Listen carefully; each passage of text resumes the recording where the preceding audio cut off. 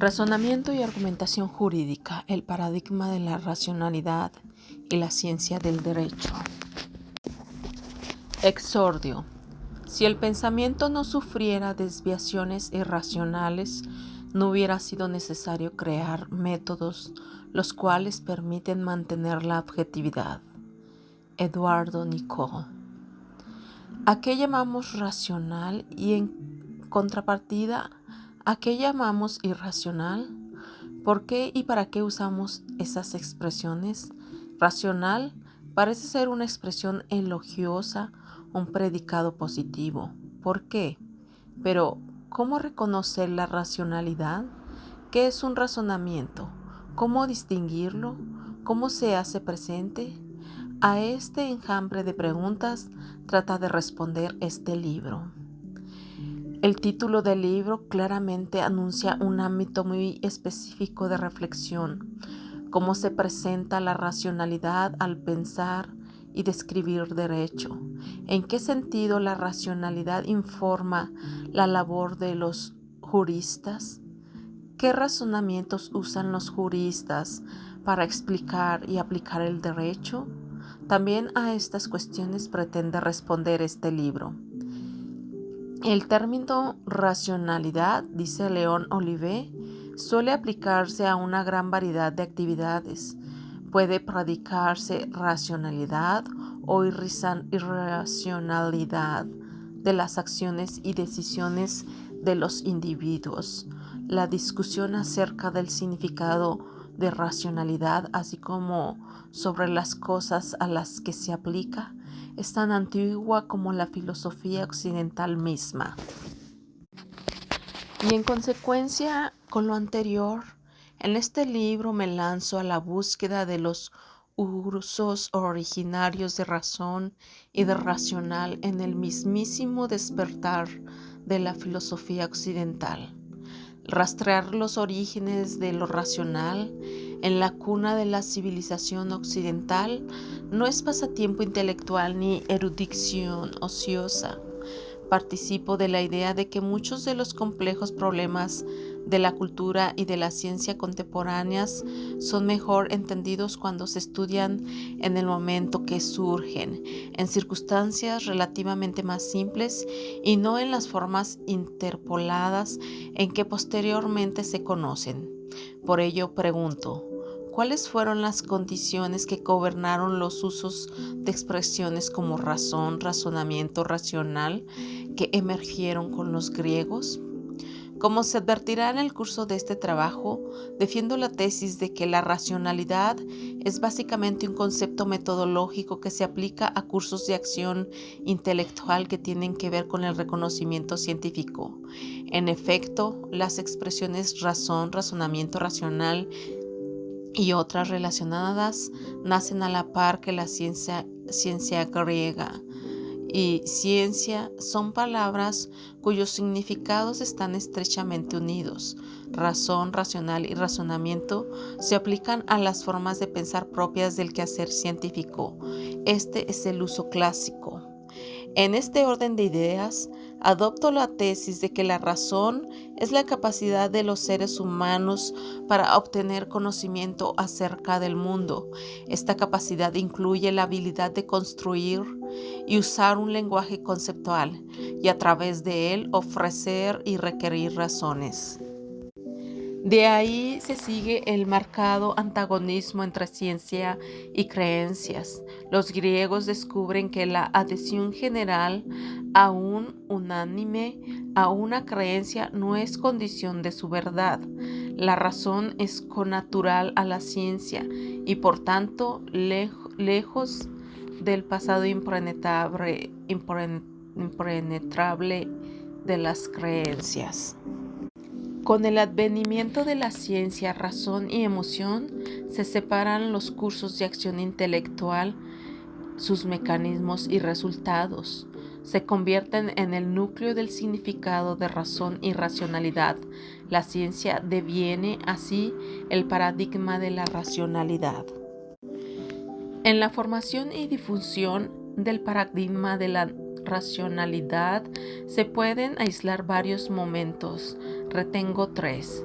Quizás el más fundamental de todos es la irrupción de Tales de Mileto y la introducción de un nuevo discurso, el discurso que habría de llamarse ciencia. Otro momento decisivo fue la expansión de Epistum, que hizo que esta ópera, precisamente como paradigma de la racionalidad, hubo otro momento determinante para la consolidación de este paradigma, la aparición de los segundos analíticos, analítica posteriora, magistral trabajo de Aristóteles, donde se describe qué cosa es, cómo se construye y cómo opera. A cada uno de estos momentos dedico un espacio. Sin embargo, la descripción es fragmentaria, no es exhaustiva.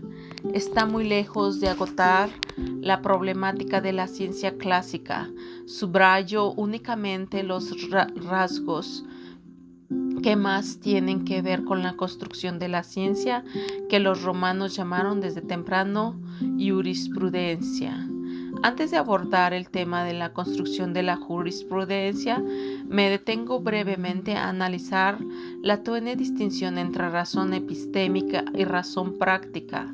Aunque la razón es básicamente una idea unitaria, desde la antigüedad clásica a esta capacidad intelectual se le encontró una variante a la que los griegos llamaron indistintamente phrosis, variante a la que los romanos indistintamente llamaron prudentia o sapientia. Prudentia también significa razón, sabiduría y conocimiento, al igual que ciencia. ¿Qué hacemos entonces la diferencia? La prudencia, dice Aristóteles, tiene por objeto las acciones humanas. El hombre prudente es el que, ajustándose a los cálculos de la razón, acierta con lo mejor que puede ser realizado. De esta forma, atendiendo al campo de aplicación del conocimiento y a la forma de usarlo, se hace una distinción entre razón teórica y razón práctica, y por ende entre racionalidad teórica o epistémica y racionalidad práctica. En la prudencia se procede con el mismo rigor metódico que en la ciencia. En este aspecto, prudencia es ciencia, sigue los cálculos de la razón. Lo que caracteriza a esta variante del conocimiento no es el mecanismo del pensar, sino su objeto, la acción humana. Mientras la ciencia conoce, la prudencia conoce y dice qué hacer. Por ello no debe sorprender que los romanos hayan conservado la expresión y prudencia para referirse al conocimiento del derecho, prudentia iuris. Por sorprendente que esto sea, los griegos, creadores de prácticamente toda la enciclopedia del conocimiento occidental, no lograron construir una ciencia para la descripción del derecho. Esta tarea, la historia la asignó el genio romano. El por qué el saber griego no produjo una disciplina que describiera el derecho seguirá siendo uno de los grandes enigmas de la historia del conocimiento humano. Sin embargo, la jurisprudencia, aunque genuina creación romana, no deja de ser del todo griega. En el último siglo de la República se observa una extraordinaria y súbita transformación de la jurisprudencia, de una fase en que esta parece cautelar y práctica hacia una fase en que se convierte en una ciencia. Para convertir a la jurisprudencia en ciencia, los juristas romanos tuvieron que construirla de conformidad con el único modelo disponible, la ciencia griega. Con la adopción de los métodos de los segundos analíticos, los juristas romanos fueron capaces de establecer los conceptos jurídicos fundamentales y los primeros principios de la jurisprudencia. Es así que la racionalidad, producto de la ciencia helénica, penetra el quehacer de los juristas.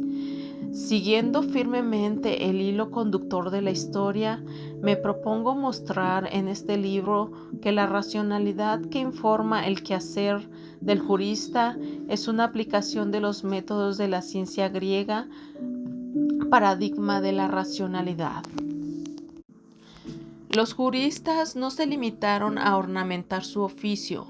Al igual que el arquitecto de obras magníficas, el jurista sabe que detrás de una espléndida fachada se encuentran los elementos estructurales del edificio. El libro quiere exhumar el plan maestro del edificio de las jurisprudencias. El propósito de este libro es mostrar los razonamientos y argumentos fundamentales que usan los juristas para la construcción del aparato conceptual mediante el cual determinan y describen el derecho, así como los razonamientos y argumentos mediante los cuales lo aplican. El libro aborda otros temas no menos importantes. Otro propósito de este libro consiste en resaltar las peculiaridades que adopta la racionalidad cuando se argumenta con normas jurídicas. La idea es introducir una clara diferencia entre qué cosas son razones para la acción y qué cosas son normas jurídicas. Las tesis que defiendo es que las normas jurídicas no se comportan como razones. Algunos autores han caracterizado a las normas jurídicas como si fueran solo razones, como si ser normas dependiera únicamente del hecho de ser razones. Al hacerlo cometen una falacia naturalista. Ciertamente las normas jurídicas, como cualquier cosa, pueden ser consideradas como razones para la acción, pero este hecho no es suficiente para concluir que las normas sean solo razones. Una cosa es decir que las normas jurídicas son solo razones, lo que es básicamente erróneo, y una muy distinta es adoptar normas jurídicas como razones para la acción. Es objetivo fundamental de este libro llamar la atención hacia esta importante diferencia. Para mostrar cómo funciona la argumentación jurídica o parte de ella, recurro a la descripción de las reglas de los juegos. En esto no me alejo de las obras de los clásicos ni de los trabajos recientes. Detrás de una tesis se esconden ideas de Gregorio Robles y de Frederick Schauer, entre otros. Por último, en cuanto a la argumentación jurídica, mi análisis se limita al paradigma de la racionalidad, a su aplicación en la construcción de la jurisprudencia y en la aplicación de normas.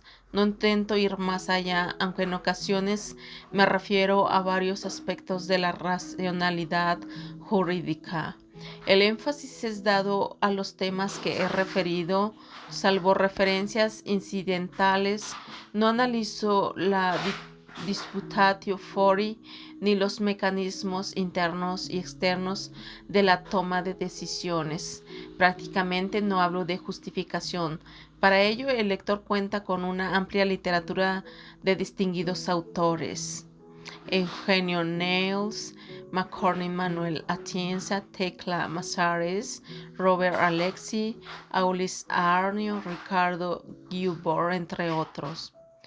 Quiero agradecer al distinguido Dr. Diego Valadez su gentil invitación para realizar esta investigación bajo los auspicios del Instituto de Investigaciones Jurídicas que magníficamente dirige. Asimismo, al brillante director de la Facultad de Derecho, Fernando Serrano Migallón, por su constante estímulo y apoyo, ambos destacados juristas y amigos dilectos. Igualmente doy las más expresivas gracias a los colegas y amigos, un especial a Guillermo Mardanden, sus iluminantes comentarios a diversas partes del libro. Diversos aspectos del trabajo han sido discutidos en el seno del Vierne Internationale Vereinigung für Rechts. A todo agradezco a sus críticas y sugerencias. Quiero manifestar mi gratitud al doctor Fernando Curiel, entonces director del Instituto de Investigaciones Filológicas, y a la doctora Marta Patricia, coordinadora del Centro de Estudios Clásicos, por las facilidades que me brindaron para la consulta de textos clásicos. Doy las más complicadas gracias al maestro Antonio Chávez, y el personal de Impresos Chávez, en particular a Braulio Cubos, por su paciente colaboración en la formación de este libro y por permitirme de intruso en su rutina.